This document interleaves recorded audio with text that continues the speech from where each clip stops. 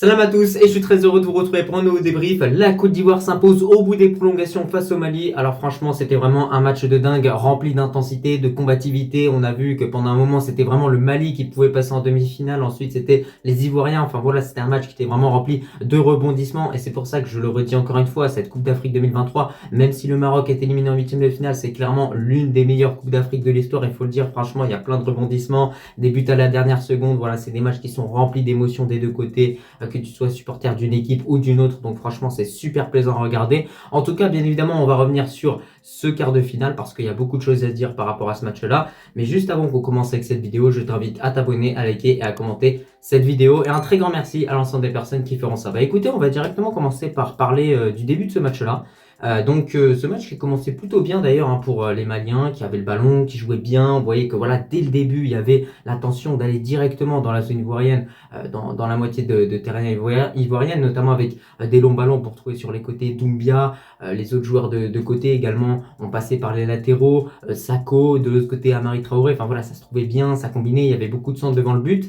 Et c'est pour ça que clairement dans ce match-là, justement, les Maliens ont imposé un fort pressing constant sur cette équipe ivoirienne. Et ça, c'est réellement ce qui a peut-être pénalisé le Mali derrière dans ce match-là, parce que justement en imposant ce pressing constant, c'est une grosse débauche d'énergie qui est libérée par les joueurs maliens. Et derrière, un peu plus tard dans ce match-là, lorsque la Côte d'Ivoire a égalisé, et bah derrière les Maliens avaient un peu moins d'énergie pour faire les efforts qu'il fallait. Et c'est pour ça que cette équipe n'a pas su réellement être réaliste devant les buts, parce que cette équipe-là s'est procuré énormément d'occasions dans ce match-là aujourd'hui et peut avoir des regrets, ça c'est clair. De l'autre côté, la Côte d'Ivoire était plutôt bien en place, mais on a vu qu'à certains moments ce bloc peut être quand même fragile, mais surtout le but de cette équipe malienne, c'était réellement de faire tourner avec Niakate, avec Sako, avec la charnière centrale de façon générale, pour ensuite rentrer un peu plus dans le cœur du jeu avec des 1-2 qui s'effectuaient entre Aïdara, Samasekou. Enfin voilà, c'était très intéressant ce qui était proposé par les joueurs maliens. Encore une fois, je vous le dis, aujourd'hui, lorsqu'on regarde l'entièreté de ce match-là, il faut quand même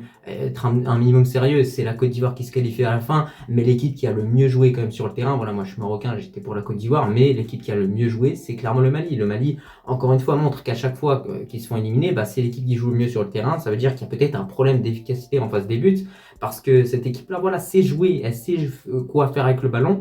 Mais peut-être que là où elle pêche un petit peu plus, on va dire, c'est dans la finition, dans l'avant-dernière passe, dans voilà, les moments décisifs. Et c'est ça qui a toujours pénalisé cette équipe-là, parce que le Mali, dans ce match-là, a marqué sur une frappe lointaine. C'est même pas une action construite où il y a un centre, etc. Non, là, c'est vraiment sur une frappe lointaine. Donc, clairement, un exploit individuel. Mais la Côte d'Ivoire a également marqué sur un exploit individuel, voilà, avec cette percée de la part de Adringa. J'espère que je prononce bien en tout cas. Mais voilà, il arrive, il prend le ballon, il passe comme ça. Ensuite, ça va sur Fofana. Ensuite, ils égalisent. Enfin voilà, c'était vraiment un cafouillage total ce but-là. Donc c'est un exploit individuel de la part de ces deux joueurs-là, d'un joueur ivoirien et d'un joueur malien. D'ailleurs, je crois que c'est deux jeunes joueurs, donc c'est une histoire complètement folle pour eux, qui marquent justement en quart de finale d'une Coupe d'Afrique. Ça montre que voilà, les changements peuvent être vraiment décisifs, parce que c'est le nouvel entrant ivoirien d'ailleurs qui a marqué durant ce match-là. Mais sinon, comme je l'ai dit, le Mali a bien débuté ce match-là. Ensuite, à la 8e minute, on a un penalty qui aurait pu être sifflé. Moi, je l'ai dit, il y a clairement penalty, mais malheureusement, Niakate était du coup hors jeu, donc pas de penalty. Et d'ailleurs, un peu plus tard dans ce match-là, le Mali va obtenir un penalty. Voilà, on a une longue transversale du défenseur central vers Sinayoko. Là, il y a complètement faute. Penalty cette fois-ci, et le penalty est loupé. Et ça, croyez-moi, c'est un tournant dans ce match-là, parce que si le Mali marquait maintenant, ils avaient encore peut-être l'énergie pour mettre un second but, alors qu'au final, plus le temps passait, plus le Mali restait à 1-0. On voyait que cette équipe-là, justement, perdait en énergie, que les joueurs faisaient pas tout le temps les efforts défensifs, que voilà, parfois il y avait les défenseurs centraux qui se trouvaient un petit peu livrés à eux-mêmes. Et c'est peut-être au niveau de tout ça que le Mali a eu du mal. Peut-être que justement cette équipe-là a démarré ce match-là avec beaucoup trop d'intensité pour au final à la fin s'épuiser, alors que les Ivoiriens étaient clairement à 10 dans ce match-là. Il faut pas l'oublier également, ça aussi c'est un fait marquant dans ce match-là, l'exclusion de Odilon, qui avait pourtant réalisé un très très bon début de match, qui avait été également très bon contre le Sénégal. Moi j'ai toujours dit, ce défenseur central-là, faut le mettre titulaire dans cette équipe ivoirienne. Au final il s'est fait sortir, et derrière ça n'a pas empêché la Côte d'Ivoire de se montrer solide. On a pu voir des très bons changements tactiques effectués par le coach ivoirien. Donc voilà, encore une fois, je sais pas où est-ce qu'ils l'ont trouvé ce coach-là, mais franchement c'est un génie, hein, clairement, tactiquement il faut le dire. Il te fait entrer le joueur qui marque, il te fait entrer également Boli qui a fait plutôt une bonne entrée dans l'ensemble, on va pas se mentir.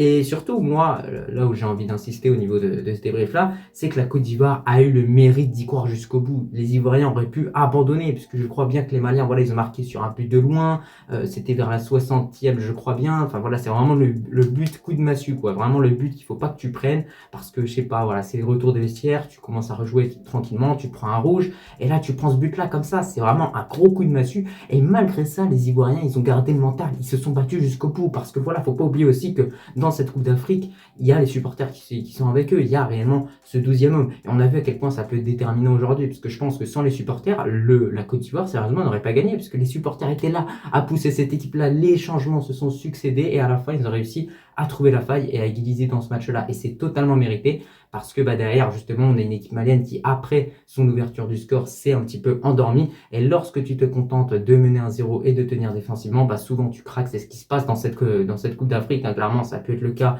pour le Maroc contre la RDC, pour le Sénégal également contre la Côte d'Ivoire. Donc voilà, franchement, les Ivoiriens, on voit que c'est beaucoup une équipe qui fonctionne en réaction, qui n'agit pas directement. Mais en tout cas, ça semble marcher pour eux. Peut-être que voilà, lors de leur prochain match, je crois bien, je sais plus si c'est contre la RDC ou contre une autre équipe, mais en tout cas, s'ils prennent un but en premier, peut-être qu'ils vont encore réagir et qu'ils vont encore revenir dans le match. C'est quand même assez fou ce qui se passe. Et surtout par rapport à ce match-là, j'aimerais bien qu'on parle d'un homme, Seko Fofana.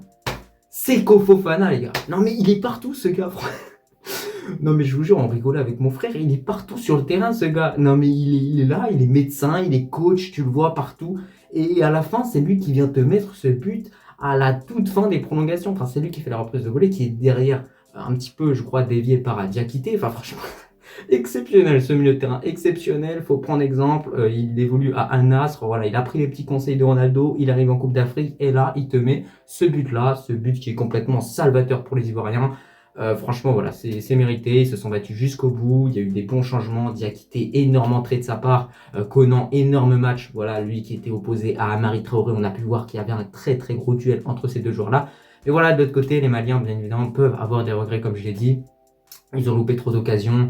Voilà, on a vu que parfois il y avait des incompréhensions au niveau des passes, il y avait du déchet technique, d'ailleurs des deux côtés, bien évidemment. Là, je parle du Mali, mais côté ivoirien, il y avait également des choses qui étaient très négatives quand même en première période, on va pas se mentir. Mais derrière, cette équipe-là, après la mi-temps, a su retrouver les forces pour clairement aller de l'avant. Et malgré le carton rouge, encore une fois, tu prends un but plus tu prends un carton rouge. C'est un double coup de massue. Là, tout à l'heure, je parlais de coup de massue, mais au final, les Ivoiriens, ils ont pris un double coup de massue. Et malgré ça, ils n'ont pas lâché. Moi, je vous dis, il y aurait plein d'équipes, plein de favoris qui auraient lâché. Le Maroc aurait pu lâcher, l'Algérie aurait pu lâcher, le Sénégal aussi. Mais au final, les Ivoiriens, eux, ils sont restés focus. Et ils ont tout donné jusqu'au bout. Et franchement, c'est pour ça qu'ils méritent amplement cette victoire-là. Après, je vous le dis aujourd'hui, cette victoire de la part des Ivoiriens, elle tenait vraiment à rien. Parce qu'elle tenait tout simplement au bras de Yahya Fofana, qui a réalisé un magnifique arrêt en première mi-temps. Et croyez-moi que si la Côte d'Ivoire avait pris ce penalty d'entrée dans ce match-là, et que les Maliens, derrière, comme je l'ai dit, auraient eu l'énergie pour mettre un second but, et on n'aurait pas du tout eu le même scénario. Même si franchement, je ne vais pas vous mentir, on voit qu'au fur et à mesure de la compétition, cette équipe ivoirienne, quand même défensivement, elle s'est beaucoup améliorée. Là, c'est pas la défense qu'on a vue contre la Guinée équatoriale, c'est pas la défense qu'on a pu voir contre le Nigeria. Là, c'est plus du gruyère, là, ça commence à être peut-être un fromage un peu plus compact, peut-être un peu plus solide. Mais dans l'ensemble, franchement, c'est costaud, il faut le dire, c'est costaud sur les côtés. Et Conan, quel match encore une fois, quel match incroyable. Fofana, quel match aussi. Conan, Fofana, franchement, c'est les deux hommes en force côté ivoirien. C'est vraiment les deux joueurs qui poussent cette équipe-là, il faut le dire, avec le gardien également. Et en tant que buteur, à l'heure, il est entré, il a pu encore une fois apporter. Kouame, Nicolas Pepe, bon, c'est des joueurs, allez, voilà, ils sont un peu jeunes, on a beaucoup d'attentes portées envers eux, on espère qu'ils vont se réveiller dans quelques années, mais voilà, sinon concernant les autres joueurs, les joueurs d'expérience, Kessié, Seri, franchement, ils ont fait un bon match dans l'ensemble.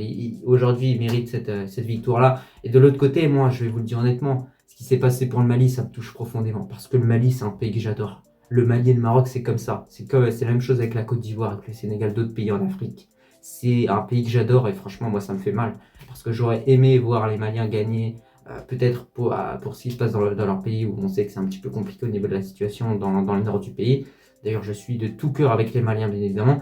Mais voilà, malheureusement, c'est comme ça, c'est le football. Et quand on voit le coach malien à la fin, coach que j'adore d'ailleurs, Ça m'a fait mal aussi. Donc, franchement, voilà, moi j'ai supporté la Côte d'Ivoire, mais voilà, de l'autre côté, je me disais quand même si le Mali passait pas mal. J'aurais bien aimé que ces deux équipes-là s'affrontent en finale, mais pas en demi-finale, tu vois, ou en quart de finale. Non, fallait une finale Mali-Côte d'Ivoire, ça aurait pu être intéressant. En tout cas, c'est un petit peu tout pour ce débrief que je te fais à l'arrache directement comme ça. J'espère qu'il t'a plu. Moi, j'ai vraiment bien suivi ce match-là, je l'ai beaucoup apprécié. Encore une fois, une magnifique pelouse. Rien à dire. Bravo la Côte d'Ivoire, bravo les Maliens. Et ben, je vous dis tout simplement à la prochaine.